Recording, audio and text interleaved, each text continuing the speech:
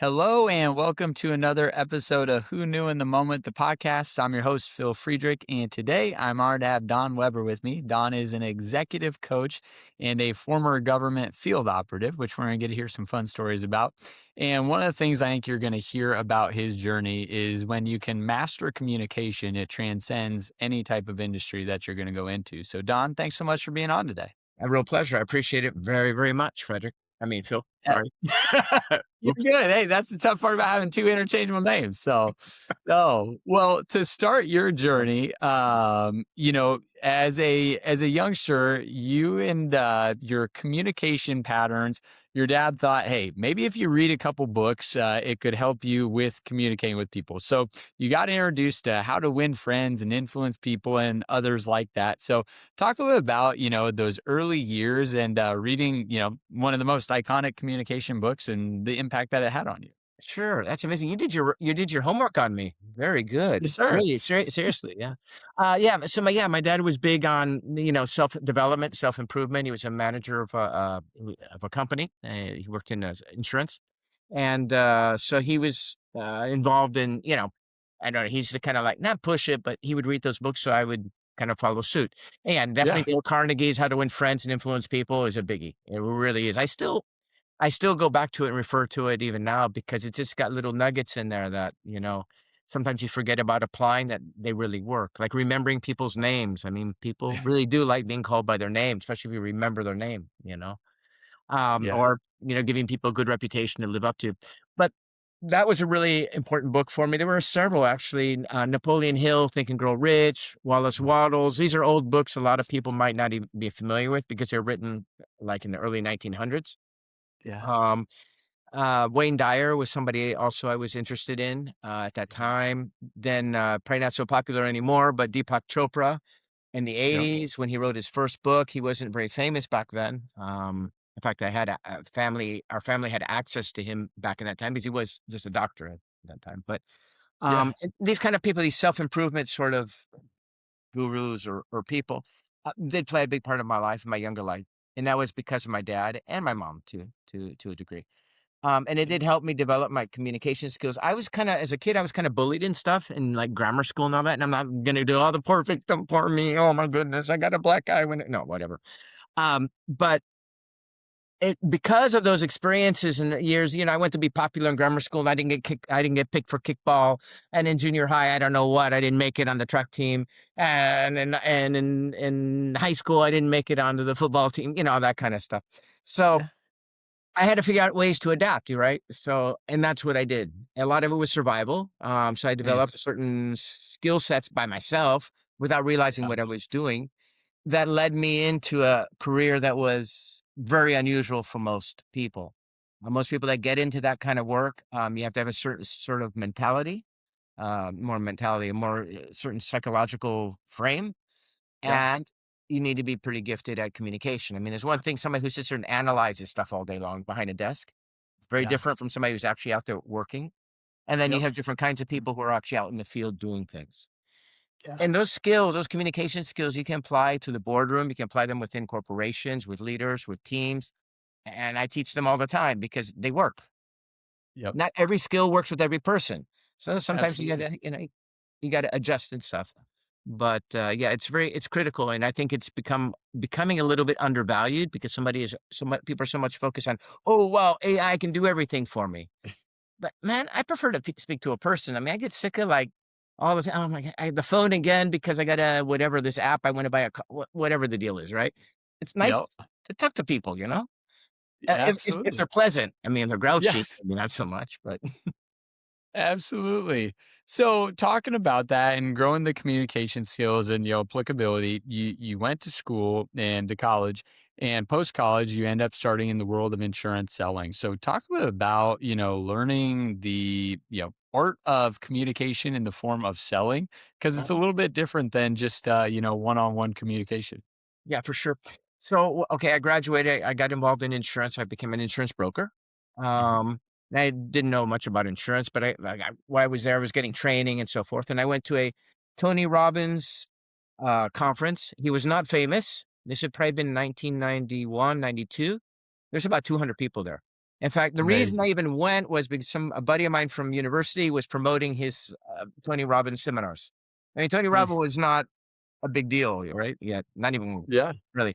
So I went to, but he gave me some really good ideas in the seminar, and I actually applied those at the office. And one of them was like writing a column in an trade magazine, right? So Mm. it made me like an expert, and I specialize in was restaurants and hospitality and hotels. So it made it a lot Yeah. easier for me to build a book of business in insurance, right? Yeah. Now, when you're selling, the big thing is it's not that you're selling, trying to sell something. Well, I don't believe in that philosophy. Just trying to hard sell somebody. The first thing is gather as much information. And I always teach this. Listen, ask good questions. Try to figure what does the person need. What's their problems? What's their issues? How can I help this person? If I can't really help them or don't really have a better alternative, it's far better. I say, you know what? Thank you for your time. I don't think I have a solution that's the best for you. Or send them where somebody that can help them. Two things can Yep. happen. One is they're going to trust you, respect you. The other thing, they may send you some business later down the road. So, that guy was Yep. honest, whatever. Um, but a big part of selling is listening, identifying what people's pain points are. And a lot of times what people want and what they need is not the same. Mm. Oftentimes you hear people say, yeah, I want this, I want this, I want this, I want this, I want that. But actually Yep. what they need is something different. And That's right. it's tricky sometimes to get them to be able to transfer and realize to buy what they need and not what they think they need or what they Yeah. want and what are the motives. And then like coaching there can be very good because by asking good questions, you know, well, if you do this, right, you buy this solution, how is that going to satisfy that demand, that need, that problem you have? Well, Yep. it'll do this. Oh, yeah, right. It might not take care of that. It might not take care of that. Okay. What would happen if you did it this way? Oh, I hadn't thought of, that kind of thing. So becoming Yep. a problem solver for people, I think that's a great way of selling. Brian Tracy back in the days talking, about consultative selling. You're not just Yeah. selling to people, but being there as a resource. You're the expert at, let's say, insurance or in diamonds or whatever. Share your information with them. You help them in their business or whatever they're working on to get better at it. Yeah. I love it. Now, as you just hinted at, so you end up getting out of the insurance brokerage space and into the world of diamonds. Mhm. And unbeknownst to you, a friend of yours was maybe grooming you for something more than just diamond selling. So, talk a little about getting into the world of diamonds, and then the additional elements of the career that come with. Yeah, that was a complete unknown to me. I straight up. I left the insurance business. I was in Europe. A friend of mine, I had befriended this, and I still wonder about her. It was a lady. She spoke 5 languages. She was German born, whatever. She introduced me to this guy, a French Canadian guy. And we kinda clicked and we became friends, and I learned years later that's a lot of ways that is a methodology that the intelligence agencies work. They introduce Mm. you somebody will introduce you to somebody else, and then the other person steps away and lets the new person do the work, right? So this guy, became friends over a couple of years. He was always going to Africa, doing all kinds of, like, weird, kind of exciting stuff. But, I mean, he didn't tell me specifics, but I remember he told me a story about a guy with a machete, like, chopping up people and stuff, and how he witnessed it, and I'm like, "Wow, this is crazy." I was young too, right, at the time, Yeah. and he suggested, "Why don't you get in the rough diamond business? There's a lot of money to be made in this," and this would have been 97, 98, about, roughly. So I went up to Antwerp, I started studying, diamond, cutting, diamond grading, diamond splicing, so I could understand rough diamonds. Why is that important? Well, first off, you need to know the difference between an industrial diamond and a gem Mm. quality diamond. If you have a gem quality diamond, it's important to have an idea what the value of that stone is. So it might be like when you're talking large amounts of diamonds, we don't talk in carats, we talk in grams. So 5 carats is 1 gram. So you might have a 5 gram stone, which is 15 carats, but not all of it's gem quality, only a part of it. Maybe if you cut it and you can get maybe a really nice 1 carat stone out of it, round cut. But that's a certain value in the wholesale market. You need to be able to calculate that on that stone. Yeah. Yeah. And the other part might be industrial waste, good for industrial use. And then there might be some lower quality ones for baguettes, which are the really, really tiny ones that they use for decorative, right? And the Yeah. colors and all that kind of stuff. So you need to understand that if you're going to make a good purchase. Because when you buy diamonds, the reality is they come and they bring you like a pile, and then you have to sit there and it takes hours. And you have to sort through them, sort through one by one by one, and you're making a list okay, this, what the values are of each, and then you make an offer. That's the traditional Yeah. way. So he got me in that business, and okay. It wasn't profitable from. I think the first trip was very profitable, but it wasn't always profitable. I lost some significant amounts of money because I made some mistakes. That's how I got into it. Yep. But after I've been doing this for maybe 2 years, roughly year and a half, 2 years, something like that, he contacted me. He says, "Hey, I'm going to be having lunch with the French consulate in southern Spain. Would you like to come have Yeah. lunch with us?" I thought, "Oh, cool." Yeah. Dude, straight Phil, I had no idea, no idea. So, Yeah. cool. So I show up to lunch. Yeah, of course, it's a nice lunch. He's there, very relaxed, very okay, whatever. And then through the course of the meal, the French consul, he says, I've got a friend that works at the U.S. Embassy in Paris, and I think you'd be a good fit for him. Or not a good fit, but I think you guys could do some things together." And he was vague. He was not specific. I said, "Yeah, cool. Sounds now I got an idea that maybe something weird." 9/11 had just happened, by the way, just a few months after. Yeah. Yeah, so it was just a few months after 9/11. So they were looking basically for recruits overseas as much as possible. And that was during it was George Bush's administration. Yeah. So that relationship developed with him. First, he made me do a series of like tests, which were kind of interesting. Okay, well, but before I introduce you to this guy, I want you to do me a favor. I'll give you like a random example. There's this place over here where we suspect that there's Eastern European organized crime people doing stuff. And I just need to get some phone numbers from that location, some of their phone numbers. Keep in mind, technology wasn't what it is today, Yeah. right? Right.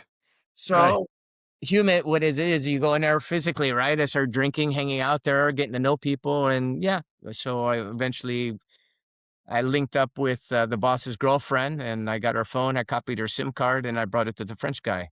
And he was impressed. He was like, "Whoa, okay. I have like a knack for this." I thought, "Hey, aren't I cool? I'm James Bond. Hey, this is cool." So anyway, I had to do a few little things like that. And then yeah, then eventually they flew me. Then the Americans in Paris, they sent me to go to Bogota, and I met people there. It's from the embassy. That was a weird encounter at an ice cream parlor, but anyway. And yeah, and then it started. I mean, it was gradual. It's not like they just drop you in the middle of a storm. They start training you. Okay, when this happens, you do this. When that happens, you do this other thing. You're never the final decision maker. You always put it off on somebody else. But you have to have your own. You have to have your own wits about you. You have to be a really good liar, Yeah.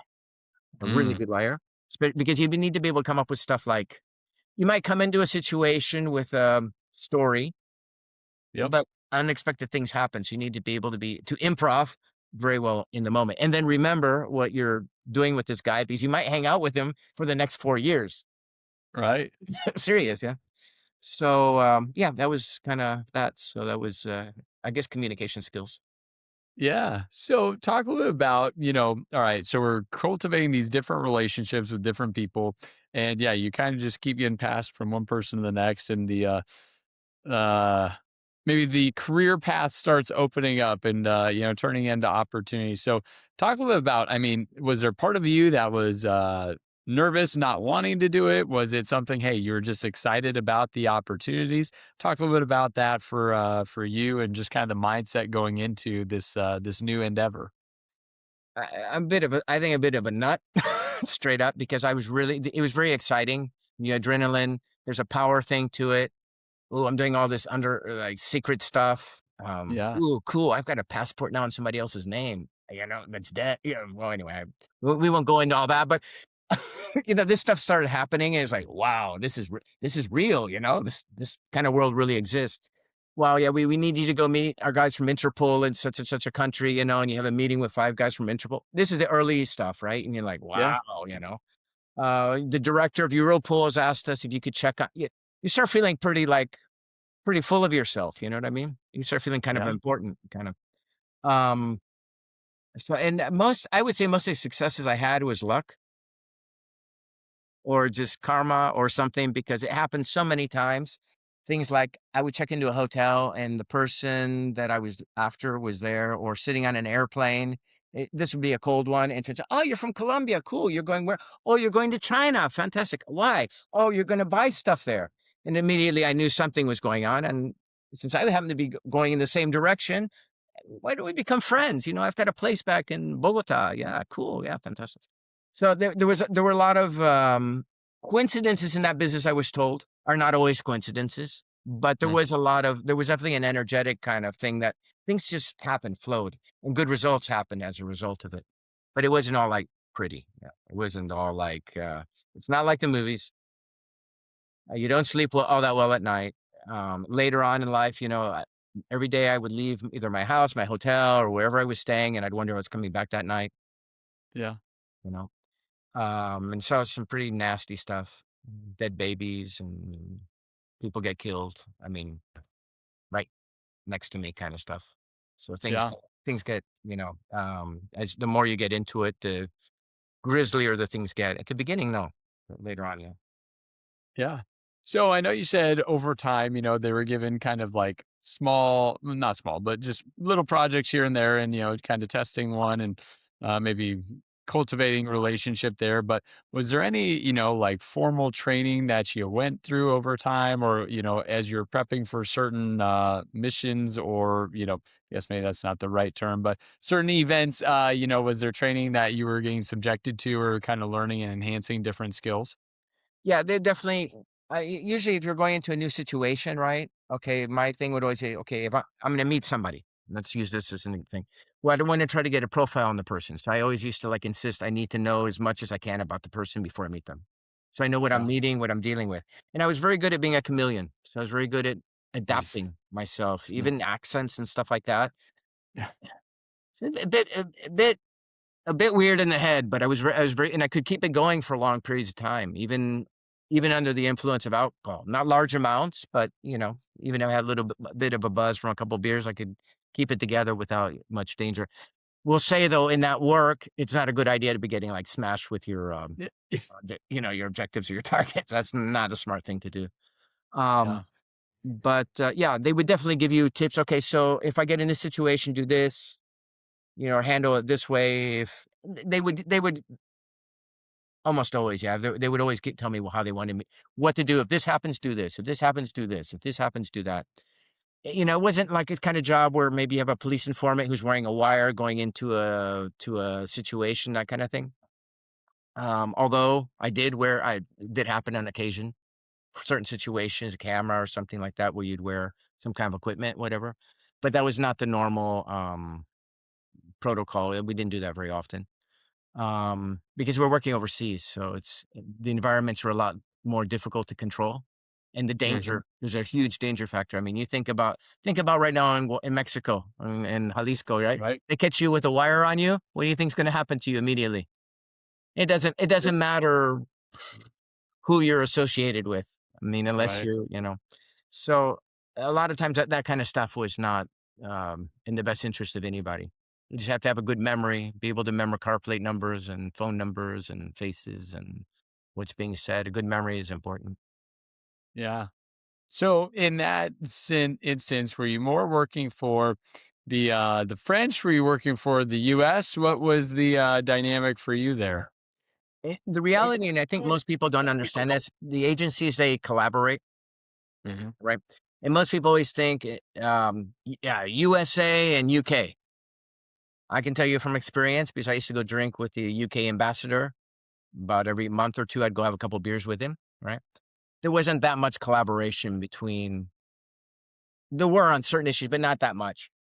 What would happen a lot of times is you'll find situations where, let's say, the Americans, we come up with something, but because we want to protect our assets or protect our people or whatever, we wouldn't do anything about it. We'd hand it over to DGSE, and they would do what they needed to do the arrest, and they get the credit for it. And you see it in the press and the whole thing. But because the bottom line is to get the job done, and it's not about who's getting the credit. Or maybe Right. you do it with the Germans or some of the countries in Southern Europe are pretty slackers. They're really, oof, I could, wow. But anyway, we won't slag them off too much. But yeah, there are a few agencies out there you probably don't want to deal with just because a lack of professionalism. Straight. Gotcha. But yeah, that happens. That's actually quite common where they trade off, so that so the bad guy, let's say, doesn't really know where the heat's coming from. Because maybe Right. you got somebody on the inside and you want to keep them there, right? Yep. So or you look for the right opportunity. Say, okay, we know this, but we can't move right now because you'll know who our asset is. Ooh, his wife just caught him cheating on him. This is the time to go. Maybe that kind of Yeah. thing, right? Yep. So a possibility that was his wife that ratted him out, or the girlfriend, or the mistress, or whatever, or the Yep. partner that cheated him, or something like that. Hmm.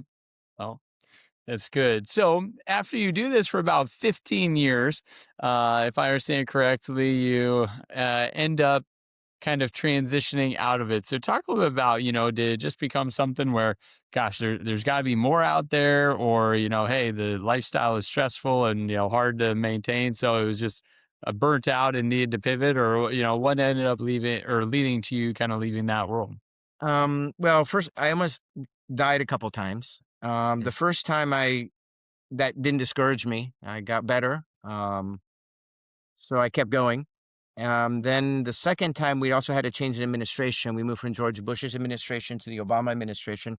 And really, we no longer had the backup that we had in the past. We had with under George Bush, you had a lot of support, and they had your back. Yeah, you might get killed, Yeah. but you knew somebody had they had your back. They really did.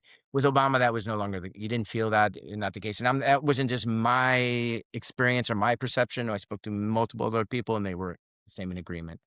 So the Yeah. second time I almost got killed, I decided, you know what, maybe it's time to get the hell out of here because Yeah.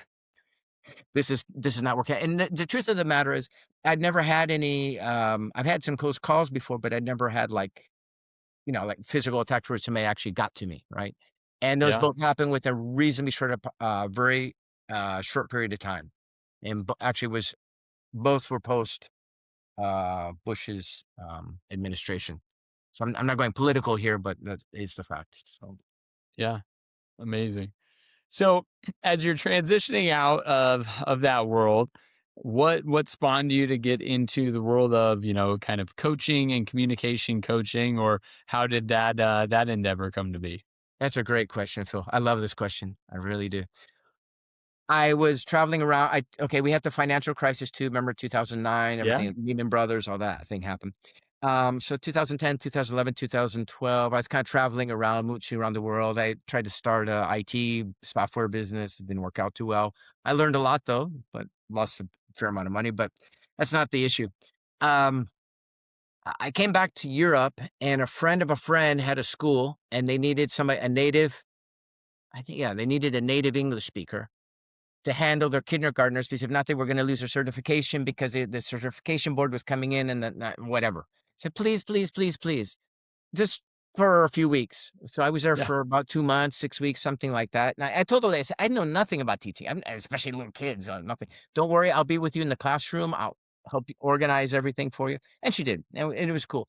But the funny thing is I enjoyed it. The kids were cool. It was kinda like, I kinda like this feeling. This is kinda cool. So, the next step that happened, okay, so that wasn't for me, wasn't for me. But the next thing that happened, there's an opportunity came up from the Ministry of Agriculture where at the last minute they needed English speaker to teach a public speaking class to the employees of the Ministry of Agriculture. So I went and did Yeah. that. I'm sure I did a terrible job, but they seemed to like the work because right after that I got contacted by IBM, and I worked as a freelancer for IBM. Pretty much, a lot of it was full time for years, many, many, many Wow. years. And because of that, then a lot of big Fortune 500 companies started hiring me for training a month here, 2 weeks Yeah. here. There were a variety of things. And as a result, I met a lot of senior executives, well, a lot of middle managers and senior executives. I think last count was somewhere around 3,000. Wow. You figure, let's say 50 people a week in a workshop, and you're doing that, I don't know, not every week, but 40 weeks a year. That the numbers add up pretty quick, right? So we Yeah. did that, and then the pandemic, and that started to change things. Amazing. So, as you're, coaching and developing and working with people on communication, there's so many different parts of communication that are important, but where do you start? Is it in tone? Is it in nonverbal? Is it in setting the stage for how to begin the conversation? Talk a little about some of the one, two, threes, ABCs of solid and great communication? That's a really good question too, and I don't know which one to start on because there's so many. Um, the first thing is really listening. Yeah. And why listening? Because whether I'm negotiating, I'm trying to sell you something, I'm interviewing you for a job, you're a team member, and I'm the boss, and I want to get you motivated. The more information I have, the easier it's going to be for me to be able to influence, persuade you, or get things worked out. So if I'm negotiating, the Yeah. more info I have, the better. If I'm selling, the same. If I'm trying to motivate you, I need to know is the more I can understand where you're coming from. So Yeah. really listening is the most important. That's why they always say 2 ears and one mouth, right? Listen twice as That's much right. as you speak. On these podcasts, I don't give a very good example because I speak a lot and I speak fast. But anyway, That's the point. We're here to highlight you. thanks, Phil. So that would really be the biggest one. Nonverbal communication is important. I think it's slightly over. People really make a big deal about it. There's 237 nonverbal gestures or whatever, principal Mm. ones. It's Yep. not really possible to control 237 nonverbal gestures and think about what you have to say. Or Right. think about, the old one. Yeah, just imagine your audience naked as you're speaking. That'll take away your nerves. I don't know Yep. about you, but if I'm imagining everybody naked, I don't know if I can remember what I'm supposed to say? Right. So it doesn't work that way. Nonverbal communication is great when you're public speaking, right? Telling people how to move their hands, standing, best practices, all that kind of stuff is great. Sitting in Yep. a meeting, maybe don't be fidgeting, keep your hands steady, that kind of thing. Yep. Um, if you think about important people, important leaders, they tend to speak the least and they usually speak the last. Mm. So people typically in positions of power or expertise, they're usually not the ones that are jabbering so much. They're usually the Yeah. quiet ones and they speak at the very end. Well, why? Because they've collected all the information from the meeting, right? And now they're Yeah. going to share their insights or what their expertise or what they think is best. And the other one you brought up, which is a really good one, is framing. And I was Mm. thinking about that when we started the podcast because you framed it. Yeah. When you can start the conversation by framing what this conversation is going to be like. Yeah. So if we were, let's see, there was a good example the other day I came across. To remember it. So if we're talking about an issue, gosh, I can't remember what the issue is. We're talking about an issue. You might say, well, the issue isn't so much that you're late to work. The issue is we got to get this project done on time. That's Yep. the thing, yeah. So how are we going to do that? Because we've only got like I don't know how many hours or whatever, right? So sometimes you can reframe this thing, taking it away. If somebody's maybe having a discussion or a disagreement, and they're talking about it might not be stupid to them, okay? Keep that Yeah. in mind, but it might be really not really very important to the big Yep. picture. So I Right. might say, yeah, you're absolutely right what you're saying in that, but I think the issue that we need to focus on right this very moment is this. So Yeah. framing the conversation is a great way because you control the scenario. And another one is if somebody verbally attacks you, Mm. right, says nasty things to you. If you start to defend yourself immediately, you put yourself in um, a weaker spot. So a better way to handle is maybe ask questions. Okay, it seems like Yeah. seems like you're really upset, or this is really important to you. Now Yeah. I'm eliciting more information without asking a question, which is quite Yeah. powerful too. So tell me why do you think I'm a bonehead? Well, because whatever. Okay, fine, and you might be right, Yeah. but anyway. So as you talk about that, I think one of the big things that I'm hearing and, is good for anyone in their communication patterns is,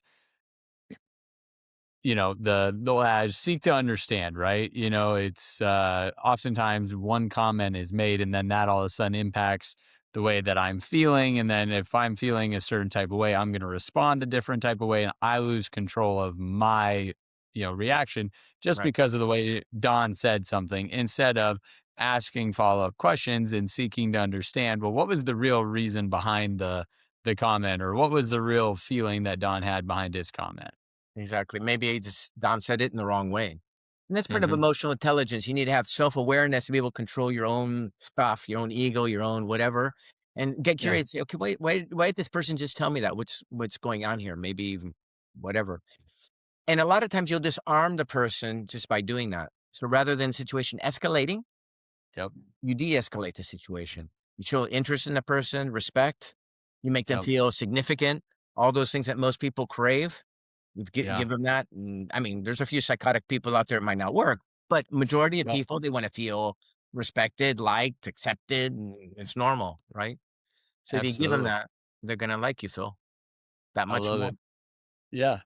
Now, I think for a lot of people, a topic of conversation that whether it's in personal relationships or it's in business, that people struggle with is having difficult conversations, right? Having the uncomfortable conversation, having the conversation that you don't really want to have, but it's necessary or important. And I think what happens for so many people is you're like, I don't want to have it, so I'll delay it. Or I don't want to have it, so I'll go about it in a roundabout way and not really bring up the problem, but act as if I'm bringing up the problem. So for you, how do you encourage people to go about, starting difficult conversations or, getting the courage up to have the conversation with someone when you're embarking on a conversation where it's not going to be pleasant, but you don't know exactly how it's going to go. Well, mindset, and I'll give you some tips. Some tips what I find that work. Going into the meeting with the right mindset, right? And detaching yourself emotionally from from the engagement, right? Yeah. Don't get your emotions because emotions are not logical. I mean, we're seeing that in Yeah. in the political world where everybody's over polarized and they're not thinking; they're just like screaming at you. It's silliness. But so getting the right mindset, detach. How can you do this? Maybe if you know you're going into like a stressful situation, practice. I personally I practice meditation, but basic breathing exercises, which I teach in like the workshops and stuff, help people Yeah. out for fear of public speaking, for this kind of thing, for stress management. 5 minutes, just deep breathing. There's a guy called Dr. Wells from Harvard Medical School. He's got a great like mini course on breathing. If one of our listeners is interested, and it's Yeah. free. So get your pulse down, get your blood pressure down, get yourself in a relaxed kind of thing, and then come in with this from a frame of curiosity. Yeah, Mm. if we're gonna have a difficult conversation, and maybe it's like a performance thing. Let's say I might say, Phil, what's your opinion about you know people that are not coming in, that are not living up to their potential, Yeah. and that their team members are saying this, that, and the other thing. I mean, you might realize where it's going, but I'm kind of putting on you to kind of give me the information. So it's kind of more of a coaching kind of thing. Yeah. That's one way when you're going in and you're the one that's gonna bring up you're gonna bring up the difficult conversation. Very Yeah. important to make the person feel valued. Mm. And when they say stuff to make them not feel like they're being attacked. Because if they Yeah. feel attacked, they stop listening and the game's over. I love it. The o Very the good. oth Yeah. Now, the other element, or I guess, kind of the other side of the conversation is when, you're the one that's maybe receiving the coaching. It sounds like, attitude and how we handle that is really important to, getting future conversations. I think so frequently, the way we handle a conversation dictates the way future conversations can go as well. If Don's very receptive to feedback, I may be more inclined to give Don feedback in the future, and that helps you grow and develop. So, as a receiver of feedback, what's your coaching strategy or comments there?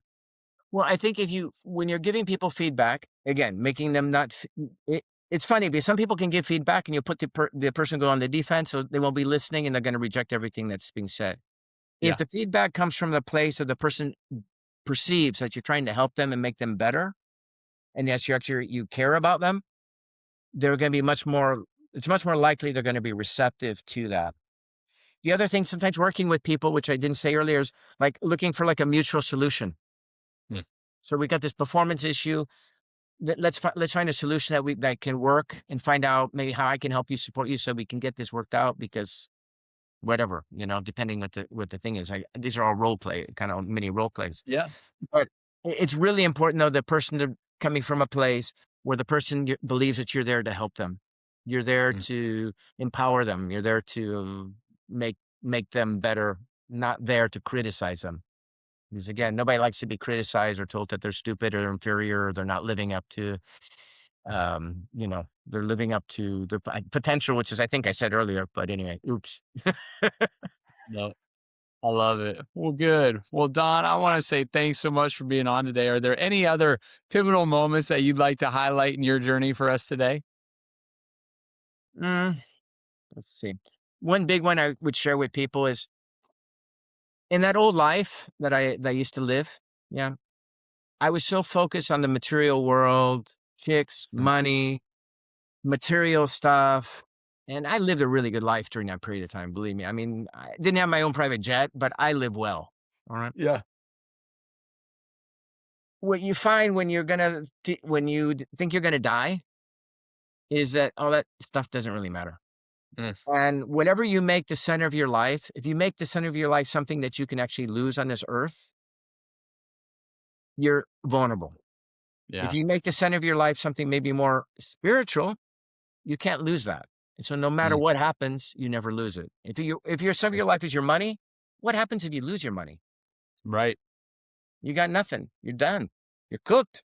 So I think people sometimes they put too much intention on s- superficial stuff rather than really valuable stuff. It's good. I love it.